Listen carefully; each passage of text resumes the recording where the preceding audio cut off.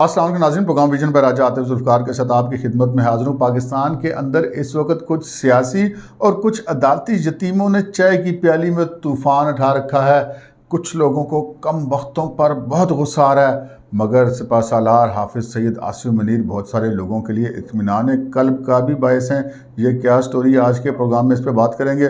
और फिर वफाकी दारुल हुकूमत इस्लामाबाद, जहाँ इक़्तिदार की राहदारियों में हर वक्त कुछ ना कुछ सरगोशियाँ गूंजती रहती हैं, मगर इस वक्त जहाँ पर एक पुरस्रार सन्नाटा तारी है, लगता है कुछ बड़ा होने वाला है। मगर इससे पहले कि हम अपने प्रोग्राम को आगे बढ़ाएं, आपसे गुजारिश है कि अगर अभी तक आपने हमारे चैनल सब्सक्राइब नहीं किया तो प्लीज़ कर लीजिए, साथ ही बेल आइकन भी दबा दीजिए ताकि जो ही हमारा कोई नया प्रोग्राम अपलोड हो तो उसका नोटिफिकेशन फौरी तौर पर आपको मौसूल हो सके। प्रोग्राम का बाकायदा आगाज़ करते हैं। नाज़रीन, पाकिस्तान के अंदर आपने ये लफ्ज़ सियासी यतीम बहुत बार सुना होगा, लेकिन इस बार कुछ इसमें इसकी बात ही निराली है। जो सियासी यतीमों का जुमा बाज़ार इस वक्त लगा हुआ है, जितने थोक के अतबार से इस वक्त वो बिल्कुल बुलाए से परेशान से हैरान से फिर रहे हैं, उनको कुछ समझ नहीं आ रही कि किस तरफ को जाके टक्कर मारे, क्योंकि उनकी डोरियां हिलाने वाले अब उनको मिल ही नहीं रही, वो अचानक मंजरनामे से गायब हो गए हैं। ये सियासी यतीम कौन है जी? पाकिस्तान के अंदर बदकिस्मती से हमारी जो सियासी अशराफिया है, उसका जो गालिब हिस्सा है, वो हमेशा से अपने सियासी कमान के लिए इस्टेब्लिशमेंट की तरफ देखता रहा है। लेकिन हैरत अंगेज़ तौर पर अचानक वो तमाम सियासी डोरियां हिलाने वाले, वो रिमोट कंट्रोल वाले सब गायब हो गए, लापता हो गए, मंजर से तितर बितर हो गया। उन्होंने कहा जी हमारा कोई वास्ता ही नहीं है, हमारा कोई ताल्लुक नहीं सियासत से, साड़ी जान छोड़ो, साढ़े मगरू लवो। कुछ इस किस्म की सूरत हाल है। आप देख सकते हैं इमरान खान साहब, अगर हम बात करें कि वो इशारों वाले कौन थे, पहली बड़ी मिसाल इमरान खान साहब की है। हमने क्या कहना है जी, वो खुद आपने सुना होगा 2014 के जलसों में तो सरेआम वो धरनों में कहा करते थे कि जनाब एम्पायर की उंगली उठने वाली है, तो वो उंगली अब उनको मिल नहीं रही, तो उनको समझ नहीं आ रही कि वो उंगली से तो रस्सी अब उनकी नहीं बंधी हुई, तो वो अब किस खोंटे से जाके अपनी रस्सी बांधें। बड़े तरले किए उन्होंने, जब से नए आर्मी चीफ आए हैं बड़े बंदे डाले, सदर अलवी को इस्तेमाल किया, परवेज़ लई को इस्तेमाल किया, शाह महमूद कुरैशी गए, शीरी मज़ारी गई, फवाद चौधरी गए, कोई बंदा नहीं उन्होंने छोड़ा जनाब जिसके ज़रिए उन्होंने कहलवाया ना हो। और तो और ज़ल्मे खलीलज़ाद से लेकर और राबिन राफील तक को उन्होंने इस्तेमाल किया कि जनाब शायद पाकिस्तान की मिलिट्री इस्टेब्लिशमेंट उन पे कुछ रहम खाए और उन्हें दोबारा गोद ले ले, लेकिन वो गोद नहीं ले ली, तो फिर वो सियासी यतीमों की तरफ फिर रहे हैं। अब सियासी यतीम कैसे होते हैं, क्या एक्ट करते हैं, जब से वो इक़्तिदार से निकले अब तक उनका सारा शेड्यूल उठा के देख लें, आपको सारी समझ आ जाएगी कि इस वक्त सियासी यतीमों की हालत क्या बनी हुई है। कुछ समझ नहीं आ रही कहाँ वो जनाब में वो खौफ के बुत तोड़ दो से लेकर वो सर पे वो बाल्टी की तरह के चढ़ा के घूमने वाले सारे मंजरनामे आपके सामने हैं। इसी तरह आप दूसरी बड़ी मिसाल है शेख रशीद अहमद की। मैं तो जी बस पिंडी, तो मैं तो GHQ, तो मैं तो गेट नंबर 4, तो मैं तो पहरेदार, तो मैं तो जनाब उनके बगैर कुछ नहीं, तो वो मेरे बगैर कुछ नहीं। शेख रशीद अहमद साहब को कख समझ नहीं आ रही इस वक्त वो किधर जाएँ और कहते हैं किसको जाके अपने सियासी बाप कहें। इस वक्त वो भी सियासी यतीमी की एक बड़ी मिसाल है।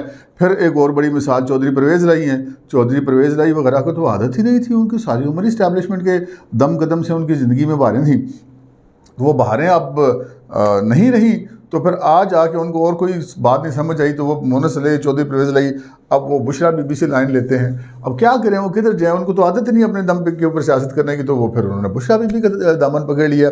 इसी तरह आपको और बहुत सारे लोग मिलेंगे, शाह महमूद कुरैशी हैं, बाबर वान हैं, फवाद चौधरी हैं, आपको MQM के लोग मिलेंगे, आपको वो जो ग्रैंड डेमोक्रेटिक अलायंस वाले लोग मिलेंगे, आपको सिंध के बलोचिस्तान के बहुत सारे सियासतदान मिलेंगे, आपको KP के अंदर बहुत सारे लोग मिल जाएंगे जो इस वक्त सियासी यतीम हुए और उनको कुछ समझ नहीं आ रही कि वो क्या करें, क्योंकि वो जिन जिन जमातों के साथ बंधे हुए हैं उन जमातों के सरबराहों को अपना कुछ नहीं पता चल रहा। तो इस वक्त जो है वो सिर्फ इस वक्त जो हुकूमत में नवाज शरीफ साहब हैं, जो जिनके भाई की इस वक्त हुकूमत, और वो इस चीज़ पर कायम है कि जी फ़ौज का सियासत में कोई ताल्लुक़ नहीं होना चाहिए, और खुशकिस्मती से कहें या उनकी जद्दोजहद से कहें या जो भी मामलात हुए, और बिल आखिर फ़ौज ने सियासत से ना सिर्फ रिटायर होने का ऐलान किया और सियासत से बेदखली का ऐलान किया, अपने आप को बेदखल करने का, बल्कि उसके ऊपर पूरी तरह अमल करके दिखाया। और वो अमल इस वक्त कहते हैं कि सर चढ़ के बोल रहा है कि बड़ी कोशिशें की हैं, बड़े बंदे प्राइवेट मैसेजेस भी भिजवाएँ, लेकिन जनाब इमरान खान साहब को और किसी और सियासी यतीम को वहाँ से कोई खैर नहीं मिली। तो वो फिर उन्होंने रिटायर लोगों की तरफ देखा। अब फैज़ हमीद साहब कोचिंग शोचिंग कर थे रिटायरमेंट के बाद इमरान खान साहब की, लेकिन कोई हफ्ता 10 दिन पहले उन्होंने भी सफ़ेद झंडा लहरा दिया, कहा जी मेरी गलती हो गई, मैं अब आइंदा से इमरान खान के साथ कोई ऐसा उसको गाइडेंस वगैरह नहीं दूंगा। तो फिर अब उनका सारा दारोमदार जो है वो साबिक चीफ जस्टिस साकिब निसार साहब पर है। साकिब निसार साहब जो है वो ख़ुद भी कहते हैं कि इस वक्त सिचुएशन में अदालती जीती भी उनको समझ रहे, रिटायर तो वो हो ही गए थे, लेकिन वो जो उनको फीडबैक मिला करता था जब इस्टेब्लिशमेंट के वो जनरल फैज़ हमीद वाली इस्टेब्लिशमेंट थी और जनरल बाजवा वाली, तो वो तो अब उनको सिचुएशन अब मैसर नहीं रही, तो वो भी अब आइनी और कानूनी नुकात पे तो बात करते हैं। और मौजूदा जो एक हम ख्याल ग्रुप है सुप्रीम कोर्ट के अंदर, उनके साथ उनके राब्ते शाब्ते भी मुबैना तौर पर बताए जाते हैं। तो ये सारे इस वक्त सियासी और अदालती यतीम हैं जिन्होंने चाय की प्याली में तूफ़ान उठा रखा है, और उनके पास यही ऑप्शन रह जाता है कि किसी भी तरीके से करके इमरान खान को दोबारा इक़्तिदार में लाया जाए। इमरान खान इक़्तिदार में आ जाए तो जनाब चीफ जस्टिस की वो जो है वो मुद्दत जो है चीफ जस्टिसशिप की, उनकी उम्र की हद बढ़ा दी जाए, 3 साल उनको और मिल जाए। तो ये जो ख़तरनाक किस्म के लोग हैं ना आइन पसंद, ये जस्टिस काजी फ़ायज़ जैसे, जस्टिस सरदार तारिक जैसे, जस्टिस मंसूर अली शाह जैसे, तो इन लोगों से भी जान छूट जाएगी। तो ये इनका मकसद है, सारा तूफ़ान इस मकसद के लिए उठाया जा रहा है, इमरान खान को इक़्तिदार मिल जाएगा, ये इनको जनाब अपने वो ट्रकों शड़कों वाला जो मामला है वो सहूलत मिल जाएगी। तो ये इस वजह से सारा चाय की प्याली में तूफ़ान उठाया गया है। लेकिन इस सारी सूरत हाल में जो ऑडियोज़ आ रही हैं, जो ऑडियोज़ लीक हो रही हैं, आपने वो सुनी होगी ऑडियो जिसमें जनाब चीफ जस्टिस साहब की जो सास साहिबा हैं वो जब ख्वाजा तारिक रहीम की अहलिया से बात करी हैं फ़ोन के ऊपर, तो वो कहती हैं कि जी ख्वाजा तारिक रहीम की अहलिया कि जनाब ये तो देखें ऐसी सूरत हाल में तो फिर माशला ही लगेगा। तो वो कहती है कमबख्त माशला भी तो नहीं ना लगाने को तैयार, ये तो माशला ना लगाने पर वो जनाब ना लगाने वालों को कमबख्त करार दे रहे हैं। ये जनाब हमारे मुल्क की सियासी अशराफिया है, ये इनकी कुल मबलग नकद टोटल औकात इतनी है। तो ये जो कमबख्तों पर उनको गुस्सा आ रहा है हमारी सियासी अशराफिया पर। लेकिन जनरल आसिम मुनीर साहब बहुत संग दिल आदमी है, आप उनको कमबख्त कह लें, आप उनको संग दिल कह लें, आप उनको पत्थर दिल महबूब कह लें, भाई साहब उन्हें नहीं मानना, उन्होंने तय कर लिया हुआ। आज भी जो प्रेस कॉन्फ्रेंस हुई है DGISPR की, उसमें भी वही सारी चीज़ें सामने आई हैं। उन्होंने कहा कि जी पाकिस्तान की अवाम बिल्कुल भी नहीं चाहेंगे कि पाकिस्तान की फ़ौज की सोच जो है वो किसी सियासी पार्टी या सियासी नज़रिए की तरफ झुकाव करे। और उन्होंने कहा कि फ़ौज का हुकूमत से आइनी और गैर सियासी ताल्लुक़ है, यानी कि जो आइन के दायरे में जो एक असिस्ट करना होता है, हुकूमत का इदारा होता है, फ़ौज भी एक। तो उन्होंने कहा कि गैर सियासी रिश्ते को सियासी रंग देना मुनासिब नहीं है। और फिर उन्होंने कहा कि किसी भी मुल्क में जहाँ पे फ़ौज को सियासी नज़रिए से मुंसलिक किया गया तो उसका नुकसान ही हुआ है। और फिर सोशल मीडिया के ऊपर भी उन्होंने कुछ एतराज़ किया, कुछ लोग जो वो मेजर आदिल राजा और वो हैदर मेहदी और ये कुछ इस किस्म के लोग हैं जिनकी तरफ उनका इशारा था, वो सवाल उनसे किया गया था। तो उन्होंने कहा कि जी कुछ लोग जो नहीं बैरूनी एजेंसियों के अलाकार बने हुए हैं तो इस तरह के काम कर रहे हैं। और फिर उन्होंने जो जनरल फैज़ और जनरल बाजवा के हवाले से एक सवाल का जवाब दिया और कहा कि जी किसी के ख़िलाफ़ कोई भी कार्रवाई जो है फ़ौज का अपना एक अंदरूनी तादीबी निज़ाम होता है, लेकिन वो मफरूज़ों की बुनियाद पर नहीं चलता, हक़ाइक़ की बुनियाद पर चलता है। बस इतनी उन्होंने बात की। अगे फिर तुम गल समझ जाओ कि भाई जी कोई बात होगी तो वो कम करेंगे, वरना तो हम किसी के पाबंद नहीं, हमारा अपना एक इंटरनल सिस्टम है, उसको आप ना छेड़ें। उनके कहने का मकसद ये था। तो ये जनाब इस वक्त मामला ये है कि कम वक्तों पर गुस्सा आ रहा है और फिर सारा आज जाके दारो मदार जो है वो अदालती यतीमों की तरफ आ जाता है। अदालती यतीम मैंने क्यों कहा अदालती यतीम, इसलिए मैंने कहा कि ये जैसे जो जूनियर जजेस लाए गए हुकूमत की मुखालफत के बावजूद, फिर हुकूमत को राज़ी किया गया कि उनको आने दिया जाए। राज़ी किसने किया? जनरल बाजवा ने किया। अब तो ये चीज़ सामने आ चुकी है। तो फिर हुकूमत ने जो अपने ना चाहते हुए भी दिल में पत्थर रख के उन जजेस को रिकमेंडेशन दे दी, उनके हामी अरकान जो थे जुडिशल कमीशन में, तो वो फिर अब उनके गले की हड्डी बने हुए हैं। तो सो वो जो जिनके कहने पर एलिवेट किया जाता था, ऊपर लाया जाता था, फिर उनको सपोर्ट भी किया जाता था। पनामा केस देख लीजिए, तमाम केसेस देख लीजिए, पाकिस्तान की तारीख उठा के देख लीजिए। ये जो अदालती अब लोग यतीम हो गए हैं, इनको भी वहीं से सपोर्ट हुआ करती थी जहाँ से इमरान खान साहब को थी। तो अब वो भी यतीम हुए हैं, तो अब वो सारा कहते हैं अब मज का अब सारा जोर जो है वो अपने किले के ऊपर आ गया। तो वो किला जो है वो उनसे बर्दाश्त नहीं हो रहा। और इस वक्त तमाम की तमाम उनकी जो नज़रें हैं, वो जो तवक्कुआत हैं, वो चीफ जस्टिस मौजूदा जो उमर अता बंदयाल की तरफ हैं।